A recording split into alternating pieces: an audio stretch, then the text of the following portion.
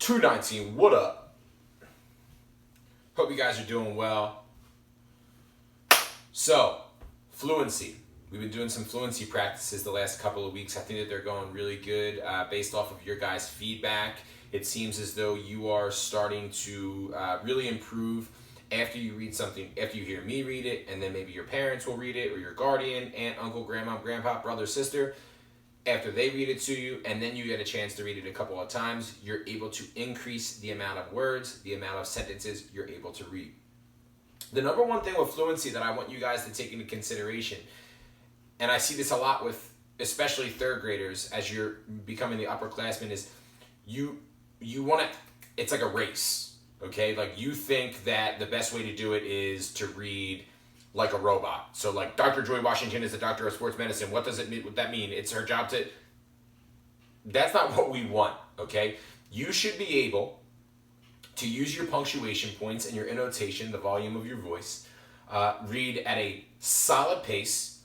That's what we're trying to focus in on. Now, granted, again, you want to be able to read more and more each time just because you're improving, but you're still reading like a champion. So I want you to take that into consideration as you are practicing your fluency each week. I'm not interested in having you guys, my teacher used to call them cheetah readers. Like, cheetahs are really fast. They try to read so fast that it doesn't really sound that good.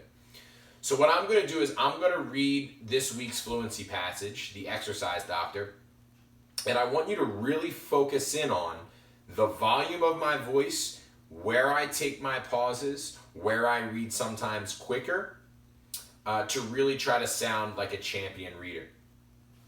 So we'll get started now. The exercise doctor. Dr. Joy Washington is a doctor of sports medicine. What does that mean? It's her job to help active people stay healthy. She works with everyone from top athletes to kids who enjoy school sports. Anyone who does any kind of exercise can get injured. Injured patients come to her office. Dr. Washington looks at their injuries. Then she asks questions. Once she has a good idea of what an injury is, she helps the patient solve his or her problem. Serious cases may need surgery. Others get physical therapy. Some may just need ointment to heal sore muscles. Some patients have repeated injuries. That means they keep getting the same injury over and over again. Dr. Washington worked with these patients to help solve their problem. She tells them what they need to do to heal. She prescribes special exercises to help them get stronger. She advises them about the activities they can and cannot do. This helps her patients avoid getting injured again. Some of Dr. Washington's patients are professional marathoners. A marathon is a race that is 26.2 miles long. These runners train by running 15 miles or more daily. This puts a lot of stress on their joints. Running incorrectly or wearing the wrong shoes could destroy their knees and ankles. Dr. Washington advises them on the best way to train. She helps prevent an injury from spoiling their chance of winning. So great passage today, the exercise doctor. We learned a whole lot about, one, it's a doctor, so I know a lot of you guys are out there who are aspiring doctors. This is something that you could learn a little bit from. We also learned about marathons. We learned about physical therapy, about how some injuries tend to be recurring injuries. Having played sports my entire life, I had surgery on my knee because I continued to have a recurring injury on the same knee, and it's been strong ever since because I had an amazing orthopedist and an awesome doctor that did that procedure. But a lot of cool content in here, but remember, notice where my voice got higher, my voice got lower.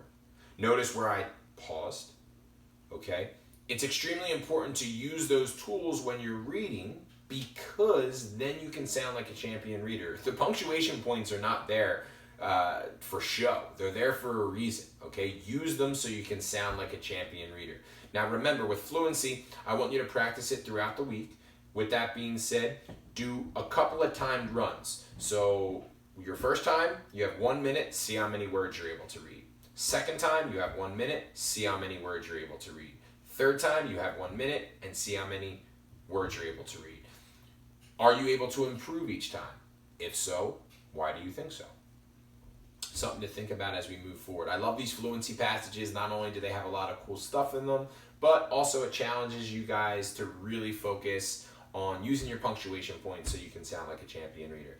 Miss you guys. I hope you're healthy. Peace out.